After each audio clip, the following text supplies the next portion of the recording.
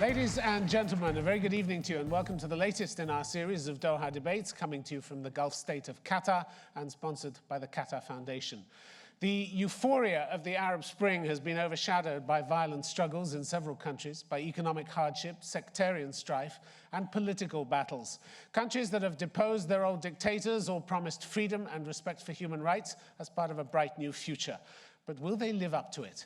One of the tests is how the rights of individuals will be protected, and more especially the rights of women, many of whom fear their lives will be more restricted under the rise of political Islam. Others point to comforting declarations by Muslim parties in Egypt and the Ennahda party in Tunisia, which won the bulk of the seats in the new Constituent Assembly. But doubts remain. Hence our motion tonight. This House believes that women will be worse off after the Arab revolutions. Well, our panelists, of course, come at the issue from very different standpoints. Speaking for the motion, Iman Bibas. She's a vice president and regional director of Ashoka, a group that promotes social change. She also helped set up the Association for the Development and Enhancement of Women in Egypt. And with her, Khadija Arfawi is a feminist researcher, long active in civil society in Tunisia. A former academic, she's also worked for the human rights group Amnesty International and the Center for the Study of Islam and Democracy. Against the motion, Amal Jarari, a lecturer at Tripoli University. She's acted as media coordinator for the National Transitional Council in Libya and is interim prime minister. And with her, Rabab El-Mahdi, assistant professor of political science at the American University in Cairo. She's also co-founder of a number of Egyptian opposition groups, including Kefaya. Ladies and gentlemen, our panel.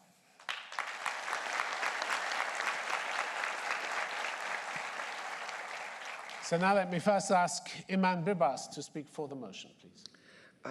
Well, I'll just go directly. I believe that in the aftermath of the revolutions, women have been harmed, regardless of their class, education, or background, from the urban elite to the petty street vendor, female vendor. They've all been harmed. I'm going to speak about Egypt and say, why am I saying this? Who are in controlling now? We have two male-gendered institutions, whether it's the army or the Muslim Brothers. From the beginning, what did we have? We had a committee that was supposed to look at the constitution and create amendments, did not have a woman, did not have young people or Christians. The second thing, we had the quota for women was cancelled, although there is another quota in Egypt for the workers and the peasants, which was not cancelled. And the claim was because it was abused by the previous regime. Well, the quota for the workers and for the peasants have been abused for 50 years and was not really calling for justice. For a revolution that was calling for justice and lack of access to equality and equal opportunities, that's not what we expect. The parliament, what do we have in the parliament in Egypt? We have 8 women, 4 of them from the Muslim Brotherhood, who are against women's issues. And it's not because this is a reflection of society. The constituencies, and I'll talk about it later, for electoral constituencies were very large. Nobody could have won but the Muslim Brothers. The lists did not include women. They included women, but not in the first or second, in the head of the list, but it included laborers and workers, which are part of the quota, but did not include women. There's a very hostile campaign against women personal status law, although because they're claiming it belongs to the old regime, although we have an investment law and the labor law, which are against people and the workers, and yet nobody is claiming it's bad. We have 40% of women living in urban areas and squatter areas who are very poor, who are now being harassed, asked to go home, and they're the poorest of the poor. They're female heads of households in low-income urban areas in the millions. They're being harassed this is where I work. I work with 100,000 of these women, and they're being harassed. They're being asked to go home. They're being asked to stay at home, and a lot of other things, because I finished. Yeah. Okay, you're finished. Iman Bibas, thank you very much indeed. I really want to take you up on a point you've made. You painted with a very bold brush. You say, talking of women, you say they were all harmed. They were all harmed. I mean, there are various revolutionaries that are being quoted, people who've taken part, people who've mobilized. Women have mobilized as never before on the streets of the big cities of Egypt. Isn't that a huge achievement? Sarah Othman, revolutionary. She says, after the revolution, women have gone a long way to gain more rights. The best example for this was Tawakkul Kamal, the Nobel Prize winner. The participation in the Arab Spring was sensational, very touching, very effective. I can now walk in the streets feeling dignity surrounding me. You don't share any of this, do you? I don't think that suddenly women have participated. Women have been participating for a long time. And we're talking about results of a revolution that took place to get justice and equality and lack of discrimination so that you're not discriminated against. Women have participated in several other types of demonstrations in the history of Egypt. And they've fought and they've had successes, haven't they? Of course they have. But they campaigned against the military and I totally agree. However, what is the result? How many women are there?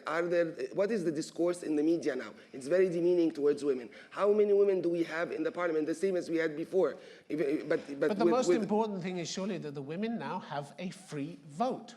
They have electoral power. But women have always had a free vote. But they can go. What do you mean by free vote? As women, all Egyptians have a free vote now. But whom are they voting for? Yes, but they can go and vote for people who promote their interests for the first time, can't they? I don't think so. I think the electoral system in Egypt was not really geared towards voting.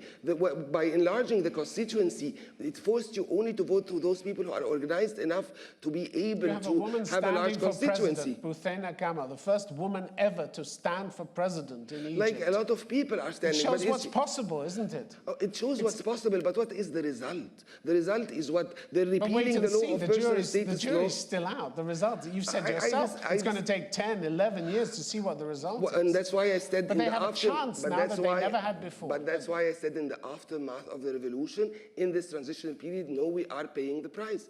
In this time, we are being attacked. We're being asked to go home. We're being demeaned more than ever. You're being attacked, but you're also fighting. Imam Bibas, I will continue fighting, of course. We have to move on. Okay. But we've always fought. It's not the first time. All right. Thank you very much indeed. Now let me please ask Amal Jarari to speak against the motion. Thank you very much. Yes, I am against the motion. I do not believe that women, particularly from a Libyan perspective, will be worse off after the revolution. I would like to address that in 5 points. My first point is the fact that before the revolution, the regime in Libya was known for being sexually corrupt. This fact prevented women from becoming involved or visible in society.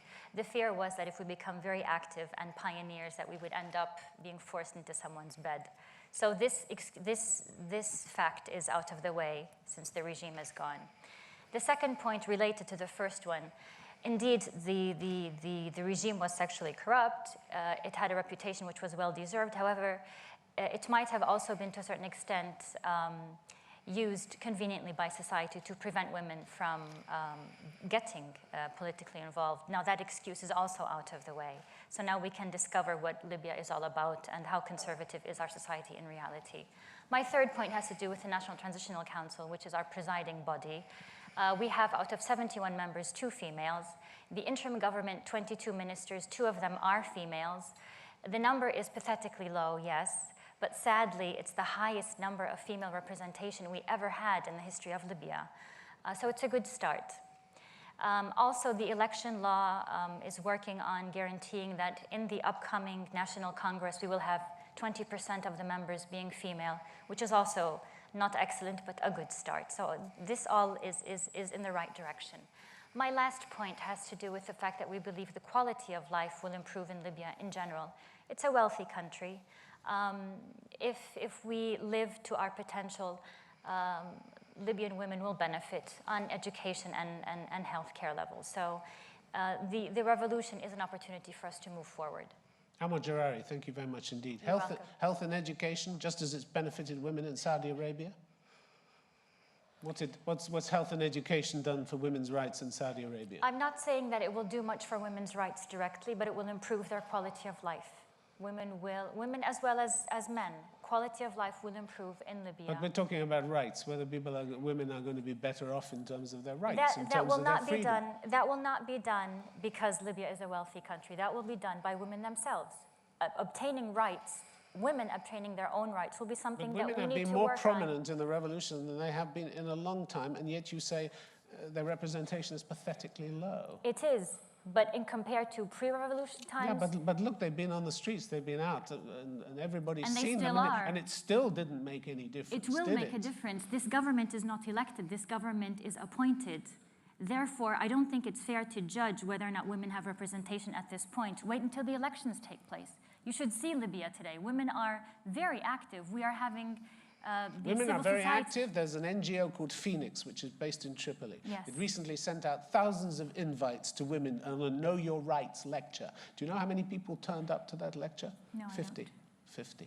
There's out a lot of work to be done. Out of the Yes, thousands. yes, it's not going to be easy. I'm not saying that things are going to happen overnight. We have 40 years and even more of lack of participation of women. This change is not going to happen overnight, but at least after 40 years of not doing anything, we can at least start now. You talk about sexual corruption of the regime. Yes. It wasn't the regime, it was men, wasn't it? It's men who produce sexual corruption. They're still there, aren't they? They're still going to be in positions of authority. Yes, You're still going to suffer from the same. It hasn't gone away just because the regime is gone, has it? Yes, but it's different when you have a constitution which protects certain rights, fundamental rights. All right. You can't say that at this point. Okay, Moderator, thank you very much indeed. Thank you. Could I please ask now Khadija Arfawi to speak for the motion, please? Thank you. When the revolution broke out, women and men from all age groups were in the streets. This had never happened before. Fear was gone. Women have been taking part since then in public events, media, political meetings, and NGOs, particularly in reaction to various Islamist declarations and Salafist aggressiveness and argument that they must stay home and not take men's jobs. Keen on protecting their rights, they had pushed for gender parity decree in the membership of the Constituent Assembly, which was the first in the Arab world. As a result, we have 49 women were elected, which may seem positive, but 42 of them are Islamists. So we only have 6 or how many women in 7, yes. So feminist activists are not in this assembly. So this is not, the social landscape is not represented in this Constituent Assembly. Many of the declarations made by the members of the dominant party are threats to women, or seen as threats to women. For example, single mothers are a disgrace, a Nahdawi woman said, and adoption of bastards should be prohibited. Some hints at the possibility of reintroducing conditional polygamy, recognition of Urfi marriage, prohibited in Tunisia in 1957, but it is declared by a woman minister. Foreign preachers are invited by Salafist groups, one of them in particular known for his advocacy of excision, a barbarian practice unknown in Tunisia. He traveled throughout the country, declaring that Tunisia needed to be Islamized, sowing discord among the Tunisians, dividing them between Muslims and apostates. Okay. I have to ask you to wrap up. Thank you. Yeah. Khadija Arfawi, thank you very much indeed. You may not like the women you've got, but you've got 23% of the assembly. About 24. Yeah, 23, 24%. That is larger than the US Congress, actually, so Yeah. that's not bad. This is not bad. So No, and you're maintaining the women are worse off after the Arab Revolution. No, this is not bad, but except that they don't represent Well, it's not bad, it's a huge step. No. It's a huge step, isn't it? Yeah. It's yeah. women are using their electoral power at the ballot box. They may even elect some women that you like in future. Let's hope so. That's also a possibility. Yeah. You have your gender parity law. That's been passed. That's secure. Yes. And the Ennahda party has said that it's not going to roll back the rights of women. So you have a promise. We have to keep that promise. So everything is set fair. So what have you got to complain about? We'll see whether they will keep that promise. Yeah, but you haven't got anything to complain about at the moment, have you? Oh, yes, we are complaining because the government is not taking the necessary steps in reaction to the many aggressions that we are victims of as women.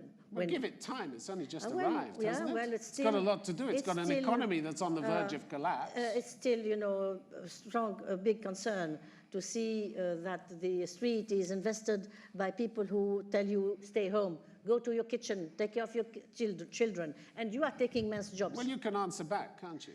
Yes, if we are not beaten up and then the police does not react to protect you. Well, there aren't that many beatings, are there? There are a few, but even men are beaten up.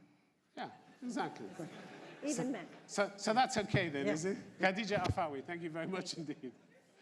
Now could I please ask Rabab El-Mahdi to speak against the motion, please? Thank you, Tim. I wish to make 3 points against the motion. The first is that it's very disrespectful to women.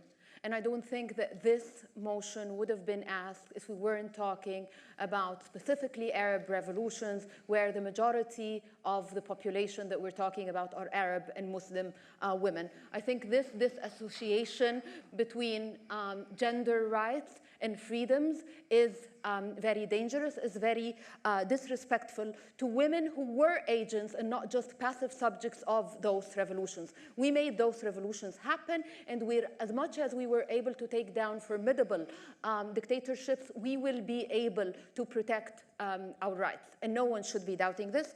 My second point is that the motion dismisses the fact that historically and universally speaking, women have gained their rights through mass mobilization.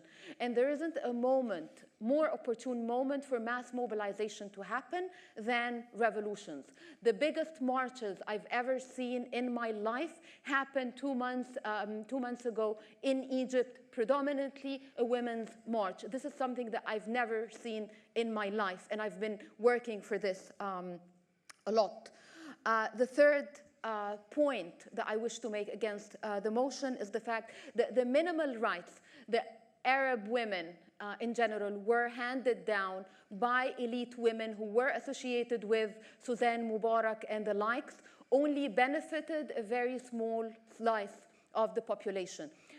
The poverty, the violence against women that both speakers on the other side have mentioned, is the harassment, are things that we've had to live with, including the meager representation of women in parliaments. This is not something new or something that came with the revolution or with the rise of a particular political trend. This is something that we've been living with under dictatorship. At least now we're taking that cap off. No one will be handing down women their rights. Women finally have a chance to fight for their rights, gain them, and to actually define what their rights are, not for their rights to be defined through a particular frame of reference or paradigm. I just want to make something very quick. Very briefly, you've run out of time. Okay, I'm good. I'll just leave it for the Rabab questions. El-Mahdi, thank you very much indeed.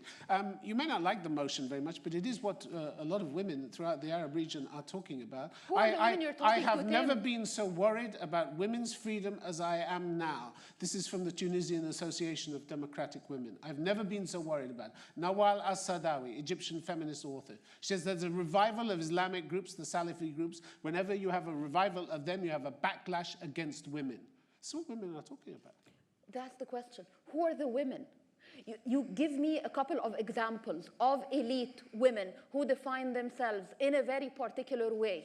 Elite and women? You tell me that this represents the majority of How Arab about the women? human rights groups? Amnesty International, for Again, instance. Despite Egyptian women's heavy participation in the Arab Spring, women's rights have not been addressed in the new with Egypt. all due respect, neither Amnesty or anyone else sets the yardstick that we measure They're talking to against. women. Where do you think these conclusions come from?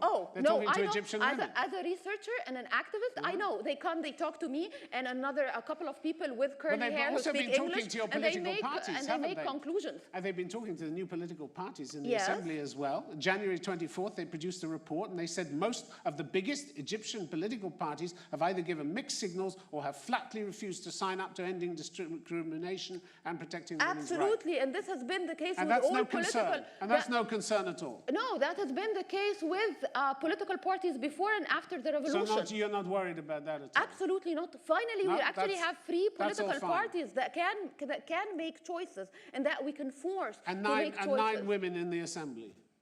How many women did we have earlier, except for the one time where Suzanne Mubarak passed a quota so that she can get more NDP women? The other thing is that women representation in and by this has been the case. They were women. They were women. Women representation does not mean that you adopt gender rights. This is something that we know. But this loss is a catastrophe, isn't it? What The is loss it? of seats in the assembly. It's No, catastrophe. the loss of seats when those seats are being assigned by Suzanne Mubarak for her entourage is not a catastrophe. Okay, all right. Thank you, Rabab Al-Mahdi. Thank you very much indeed. Right, we are now going to discuss the motion that this House believes that women will be worse off after the Arab revolutions, and we will take your questions. Gentleman in the front, in the back row there, in the blue shirt. Yes, you, sir. My name is Nabil and I'm from Egypt. My question is to Rabab. You're saying that not anymore, women are not going to be handed down their rights, and you seem to not be worried at all about the rise of Islamists, especially in Egypt. And I'll speak for Egypt because I am Egyptian. Are you aware that in the Islamic religion, in order to have a legislative system, it's all derived from Sharia law. It's all derived from stuff that is literally set in stone. So when you tell me that, no, now we have the freedom and we're not going to be handed down our rights, when the majority of the parliament is Islam, I'm sorry, but yes, you are going to be handed down your rights. Everything is already predetermined and preset. Okay, do you want to answer that? Yes, absolutely. First of all, the Egyptian constitution before the revolution, the 1971 revolution, had the second article that said that all our laws are derived from the principles of the Sharia, not Sharia. This means that we are bound by multiple interpretations of what Sharia means. What we're this is not changing. There isn't anything that happened about this after the revolution. And hence, I don't see where the revolution specifically worsens the situation of women. And the other thing I want to stress... But let him come back on that, because he clearly thinks it does. Okay. It's not that the revolution changed this. But after the revolution, Islamists, which were sort of caged during the old dictatorship, finally came to power, and now they're the majority. Being the majority in the parliament means that they can vote on anything they want. They can pass whatever laws they think are most fit for the country. That being the case, and that clause, you're talking about clause number 2, still giving them the option or the possibility of whatever interpretation they see fit from the Islamic point of view, they'll still be able to pass these laws. And you still have nothing to do about it. First of all, the political processes are not just determined by a parliament. There are different forms of political participation, street mobilization, plays the biggest part. and this can actually stop laws that we might not want. The other thing, again, the Islamists within the parliament adopt various positions on a number of things. They're not this one homogeneous bloc. Plus, they were chosen democratically. And this is something that I respect very much. Okay, I want to bring Imam Bibas in on this. I have a couple of first of all, I actually don't think the parliament represents the Egyptians, because again, it is not that, yes, people went and voted, but how was the voting happening? Again, the constituencies where you vote changed from 250,000 people to 5 million people. You need it in order the geographical and size of the constituency, the electoral constituency, which means you have to be organized and have a lot of money. Even the youth did not have that much money in order to run for office. And this wasn't the case under the NDP? We're not comparing. We didn't want the idea. No, the motion you is went, comparing. No. The motion is saying, did the Egyptians go through a revolution so that they become equal to what happens in the new NDP, or to become better? Did we have a revolution so that we have equality for everybody, women and Christians, or not? Or so that we have 8 people like we had during the NDP?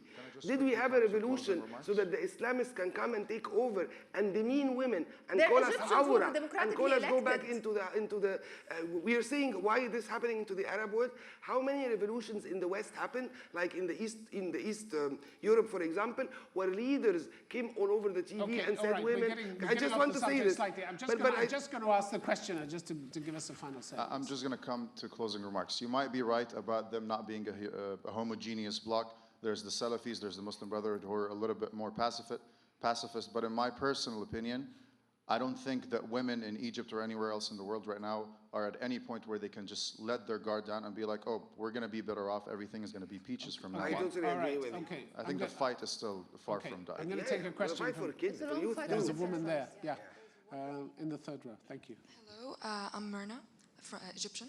And my question for the proposition party is, we're heading towards democracy now. So I think that if we are, truly democratic, even if the Islamists rule, they're not going to be we're not stuck with them for life. Okay, Imam Bibas, If we don't do you like want them, to we comment on that? This is where I'm worried. I think we are going to be stuck with them for some time. And I think for several reasons. I think we are going to be stuck with them because there has been this forging between the two male-gendered institutions of the army and the Muslim Brotherhood. I think we're going to be stuck with them because we have high rates of illiteracy and because it is going to be very difficult to get rid of them in the near future. I think we're going to get stuck with them with whatever they misinterpret the religion for. I don't think they're going after 5 years. They are already disqualifying and discrediting everybody who's going against them, whether because of their forging their dealership with the old regime or with the army. I don't think we are that. I don't think I'm as okay, optimistic. you think they're going to be around for some time to come. Rabbi Al-Mahdi, what do you think? I completely agree. That's exactly my point. We need to have confidence in ourselves and we need to respect people's choices. We have 27 million voters who voted the Islamists into office, and a lot of them are women who identified with whatever the Islamists have to offer, socioeconomically or religiously or in whatever capacity. This is something, if we wish to provide an alternative, we should just provide an alternative, but not threaten people because of free choices that they made. Okay, I'm going to take a question from the lady in the front row. Assalamu alaikum. My name is Asma from Qatar. I feel that there's a vibe that there's a kind of an unfair attack on Islamists and Islamic groups, and we just came from a regime in Tunisia which basically prevented, almost suppressed, let's say, any Islamic practice. And I don't understand why we're fearing them now, because this is the thing. People, if you're talking normal people, they take the word of God as the primary law before the state. So they're going to think they're going to follow Islamic practice anyway. And if they were suppressed before, they don't want to be suppressed now. So why are we fearing the reintroduction of Islamic law or Islamic principles into our current democratic practices? Okay, Khadija Arfawi. Well, listen, the Tunisian leaders now, most of them belonging to Ennahda, and most of them have been in jail and were tortured while they were in jail. They all promise that they will not change anything in the status of women, that they will keep the code of personal status as it is, and that they will even improve it. And several others have been saying the same thing. In the meantime, they have been making statements that contradict. For example, the Prime Minister speaks of a sixth caliphate, and everybody's shocked. He says, no, this is not what I meant. Then something about, then we have these Salafists aggressing people, aggressing them physically, verbally and physically. And the government does not react, Whereas we had a director of a TV station jailed for a photo that was published on Facebook. So the government does not know where to stand. We are not against. You don't think those are, let me go back to the question, you don't think those are legitimate causes of concern? I think it's okay to consider them causes of concern, but at the same time, it's too early to start framing all of these people just because, like you said, they have a beard or something. I think this is an unfair kind of I don't think that's what she was saying, was it? Yes, I agree that she did make some valid points, but I'm talking about the general perception that there is this kind of new fear. I know that the government doesn't know where to stand. It's difficult. You transition from something completely opposite. But at the same time, do we outcast them like before? No. And using different reasons? No. But can I say something? Remember, boss, yeah. We have done a count in the media whether of the declarations by religious leaders, whether they're Salafis or MBs. And there was 1,344 declarations that said 4 things. Women are mafsada in the parliament. They're going to corrupt the parliament. Women's voice is awra, which is a sin, or I don't know what awra would be. Women should go back home, and they should not be part of the society. The person's status law, which only is about custody and about the right to divorce, khul', which are shari'i, based on religion, should be repealed. 1,344 declarations in 1 year. You know, okay. We're not scared. Yes, I'm scared. Okay. Jarari, you want to come in there? I wanted to just bring up your point, and I thought it was a very valid one. If we're going to talk about the true values of Islam, I think anyone would welcome them. If we're talking about a political party which would say we will introduce and apply the values of Islam, justice, equality, tolerance, anyone would welcome them. They coincide very well with the values of democracy or human rights, whatever. The issue I think that we have, and it's easy to blame the Islamist groups, their so-called Islamist groups, but that's not the only problem we have. We have social awareness issues that we have to work on in Libya. There are many other things that we can do now to help improve our society. It's easy to say the Islamists and the fear and everything, but I don't think that's the only problem that we have, if it is a problem. We have several other issues that we need to address, which will bring us forward. Okay, lady in the front row, you have a question. Hello, my name is Lubna. I'm from Syria. Of course, I cannot talk about my country and the cases happening now there since it's still under the hands of the bloody dictator, but I can talk about other countries in the Arab world since I consider myself as a concerned citizen.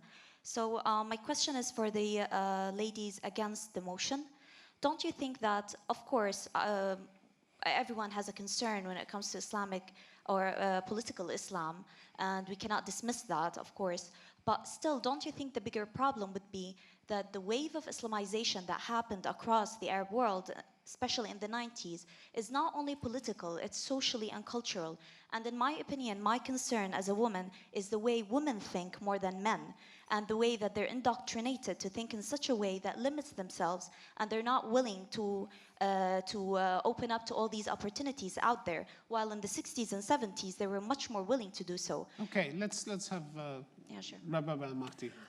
A couple of react to things. that. First, I think we should actually question how we think. Instead of asking women to question their beliefs, I think we should question our beliefs regarding what we think is the proper woman. I think there are inherent biases that we were socialized, especially women who think of themselves as progressive or something, that we tend to underestimate, we tend to associate Islamization with backwardness. We tend to associate the veil with not being empowered. We tend, let alone the niqab, of course. We tend to associate Islamization of society with regression of women's rights, and I think this is something that we need to question first. The other thing regarding the question, she just wants to come back in. I just think the whole going back to the veil, that's a very Western perspective of what is a woman and the Arab woman and what the rights I'm talking about. But we really don't care. The veil is the least of our problems. I'm talking the ability to be educated and travel abroad, for example, to do her master's without having a male chaperone or a muhram.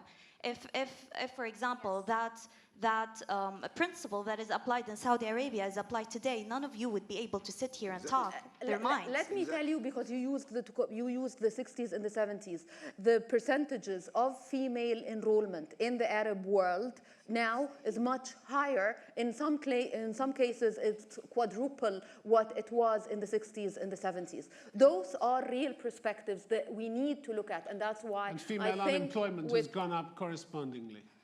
Just as male It's unemployment. it's much higher. Because it's good. More women graduates and more women are unemployed. Yeah, it's better to have a certificate to have a better. And there's a problem of non-equal pay in all countries. Okay, she wanted to say something. No, I was saying because it's better to have a degree to get a better groom. That's the concept around in the Arab world. So many of them actually, and I have many friends myself, that they have all these fancy degrees that they have at home, but they're not willing to help and produce in their economy and in their society, just because that's a choice we need to respect. That's a choice. Whether women work inside the home or outside the home is equally. There isn't one of them is not more progressive than the other. This is exactly why I say we need to question what we think of as progressive. Okay, Khadija Arfawi, you want to? Yeah, I would like to go back to the Code of Personal Status that was implemented in 1956. In Tunisia. In Tunisia. When it was implemented, when it was promulgated, we did not have this Islamist movement. If Bourguiba had not promulgated the Code of Personal Status then, in this context, it would never have been promulgated. So this is to go back to So what is your point? The point that we have to be very vigilant today What is, so what's, when you say what is the problem now if Islamists are in the, we have to watch because if they write something in the constitution that infringes on those rights, then we are lost. Okay. Right. Can I say something? Very quickly, and then we're going to move on. Yeah, quickly. This is not about people being against the veil or not the veil. We are only against the lack of freedom of choice. I think I should respect anybody. It's your choice, but it should be your choice. What the declarations of the Muslim Brotherhood in Egypt is saying now, it is not your choice. They are one. I have the declarations, several of their announcements, 1,344. This is a lot of declarations against women, and it's not about the dress. Dress whatever you want. But don't force me to do something I don't want to do. Okay, I'm going to take a question from the lady up there. My question is for Khadija. I'm trying to understand what you want for Tunisia. I'm trying to understand because you said I think there was 42 women in parliament, 49. Right? Yeah, there are how many? 49 women, 42 49. of them are 42 Islamists. are Islamists. Yes. So is that problematic for you? It's No, not good no, enough. I mean, the society, the Tunisian landscape is not, social landscape is not truly represented. Okay, and I'm just trying to, I'm trying to understand if they were all men, but they weren't Islamists, and they were representing your rights. This is what I'm trying to get. I feel like we're equating seats in parliament with how women are going to be later. And I don't think that's, I kind of feel bad for the men, because they could be very well representing women's rights and making women much better off than the women who are sitting in parliament occupying a seat. Yeah. So how are these 42 women then, I feel like you're creating this monolithic image of Islamists, and it goes back to Amal's point, that we're really looking at things in a very tunnel vision, very stereotypical way. And I don't think you're giving the parliament a chance. I don't think it's been long enough for you to pass this kind of... I mean, they are there. Yeah, of course they're there, but not enough time has passed for you to be able to pass judgments. You just seem very unhappy with the new changes. But you can be concerned. Yeah, you can. Yeah. Of course, but for you to say completely and be concerned about the rights that we have for our families, for our children. This is all. But you cannot substantiate the motion. I'm going to bring Amal Jarari in here. Sure. Yeah. I understand what you're saying, and I appreciate the answer. I don't like us distancing ourselves from what's happening in our countries and saying they are doing this and they are doing that, because I know that in Libya we are 50%. Women are 50% of the society, at least, maybe in Tunisia more. We have a lot of work to do. We have to do it. This is what we fought for. The revolution was so that we can get what we want. We want all Libyans, all Tunisians, all Egyptians, wherever they come from, whatever ideologies they have, we want them to feel like this is their country. Getting there is going to be very messy. We're going to have messy discussions. We're going to have arguments. But that's what we want. In the end, I think we will find the balance that will work for Libya, for Tunisia, for Egypt. It will be very unique. I think we have to go through this, but we can't dismiss this and say, they are doing this. We are an active part. We really need to be active and working hard on the real issues so that we can mobilize ourselves and achieve them. I just want to go back to just one point, and I keep on repeating myself. Then please don't. If you no, just one little thing. I really have to say no need. Okay? One point. So once was enough. One point. Okay.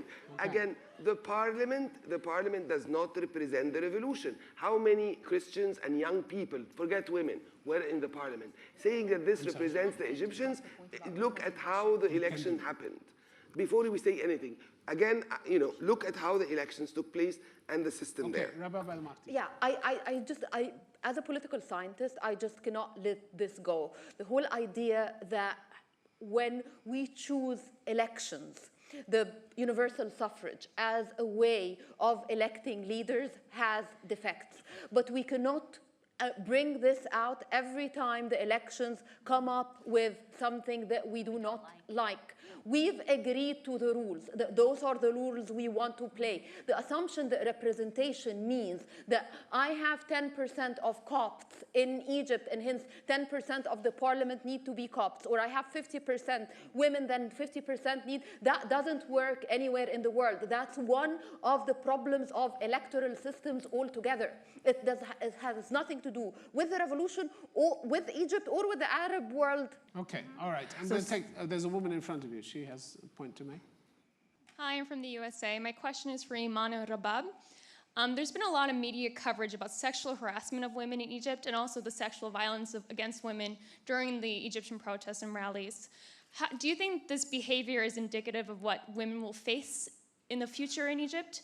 Do you think the SCAF and just the male public is not ready for women's rights at this moment? Okay, Rababa Marti, do you take this? Harassment has been a phenomenon that we have been living with for years. We've experienced the worst cases of harassment under the previous regime. However, because of the revolutions, now, personally speaking, I was sexually harassed as an activist.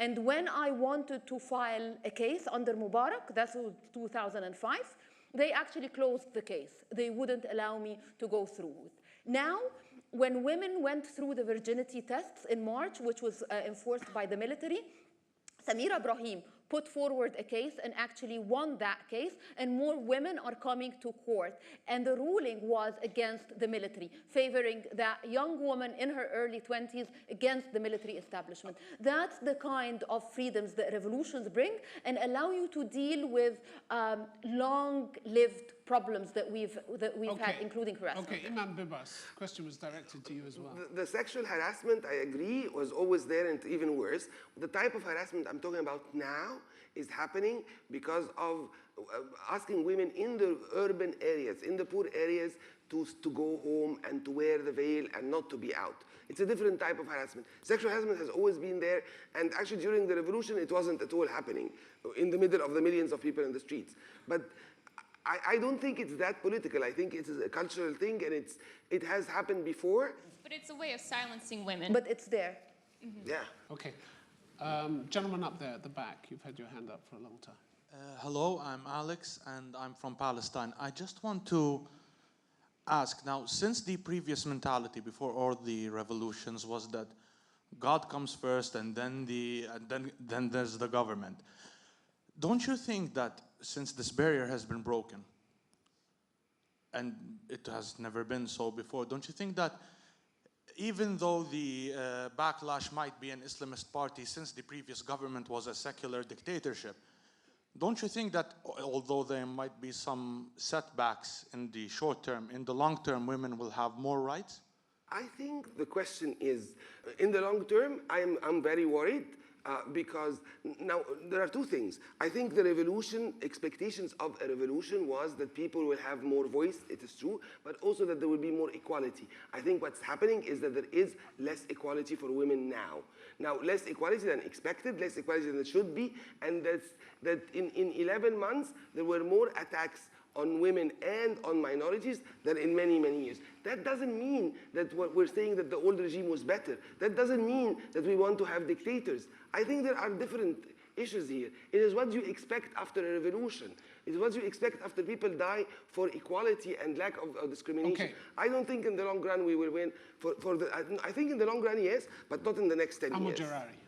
I think in the long run we are on the right track now. I think in the long run we have everything to benefit. You are right. Everyone is enjoying the freedoms now.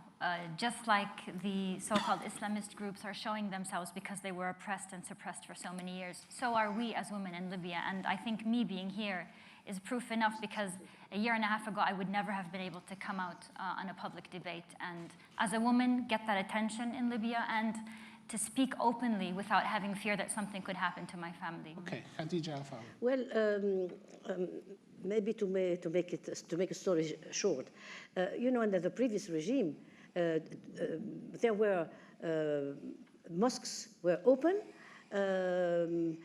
We had the all radio station and TV stations stop for each prayer. The mosques were full of people praying.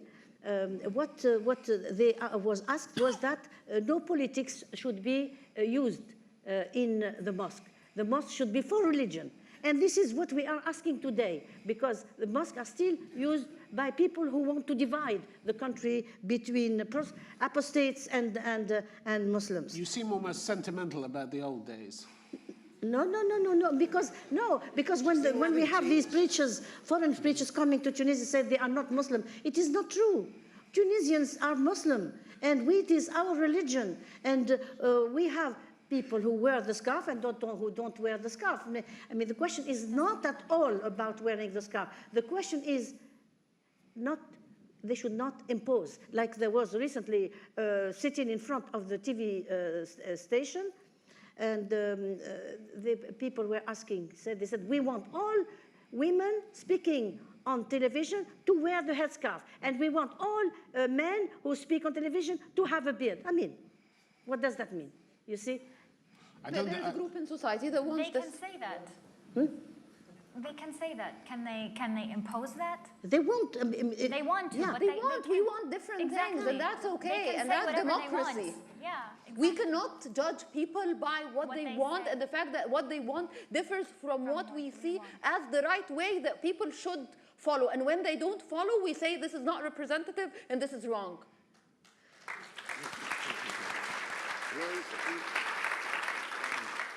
Okay, we're running out of time here. We're going to go to the vote in a little while, but before we do, I'm going to take a one-sentence summary from each of our panelists, just to encapsulate their thoughts before you pick up those voting machines. Do you want to start there? We'll go around in a semicircle. One sentence, please. Okay. Well, the revolution gave voice to people, but it is taking away the voice of women because of the rise of fundamentalists to power. Well, Salafis say that Islam is in danger, and my answer is Islam is not in danger, but our freedoms are. Women made those revolutions who brought the so-called fundamentalists to power, and they will be able to define and defend their rights and interests as much as they see fit. Amal Jarari. Things are not great at the moment, but I think the revolution is a start for us to go in the right direction. You don't want to quickly switch sides before they, since things are not so great. At the moment, it is expected that they would not be at the moment. All right, we're going to go. Okay, we're going to go to the vote on the motion that this House believes women will be worse off after the Arab revolutions. Let me just explain to you how those voting machines work. If you want to vote for the motion, that is the side represented by those on my right, you will need in a moment to press button 1. If you want to vote against the motion, the side represented by those on my left, it's button 2. The no button, whichever button you want to press, please do it now. Right, there is the result. 26% for the motion, 74% against. The motion has been resoundingly defeated. All it remains for me to do is to thank our distinguished panelists. Thank you very much for coming today. Thank you to you, the audience, for your questions. The Doha debates will be back again in a few weeks' time. Till then, from all of us on the program, have a safe journey home. Thanks for coming. Good night. Good night.